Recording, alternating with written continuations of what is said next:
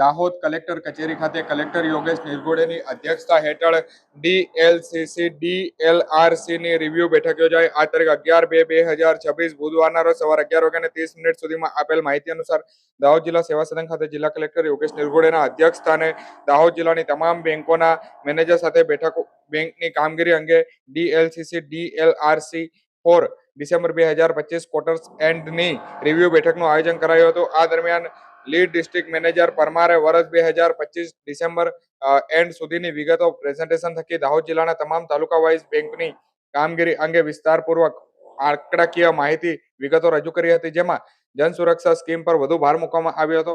આ દરમિયાન collector Yogesh નિરગુડેએ SOP તૈયાર કરીને એ મુજબ ફોલોઅપ કરવા જણાવ્યું હતું. સાથોસાથ સિનિયર સિટીઝન, વડીલો, વૃદ્ધો પ્રત્યે માનવતા અને સહાનુભૂતિ દાખવી વારંવાર ધક્કા ન પડે એ મુજબની કામગીરી કરવા માટે સૂચનો આપવામાં આવી હતી.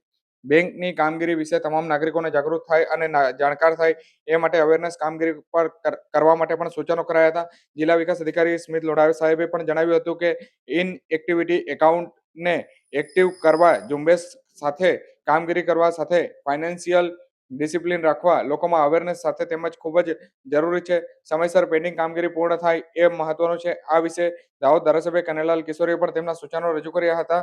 આ સાથે બેઠક દરમિયાન bank under district annual credit plan વિશે સમગ્રતા માહિતી રજૂ કરવામાં આવી હતી, જેમાં સરકારની વિવિધ યોજનાઓનો પણ સમાવેશ કરવામાં આવ્યો હતો. સાથે RSETI અંતર્ગત ટ્રેનિંગ પ્રોગ્રામ વિશે પણ માહિતી રજૂ કરવામાં આવી હતી. આ બેઠક અન્વયે દાહોદ જિલ્લાની તમામ બેંકના મેનેજર, ડીડીએમ, નાબાર્ડ સહિત અન્ય સંબંધિત અધિકારી કર્મચારીઓ ઉપસ્થિત રહ્યા હતા.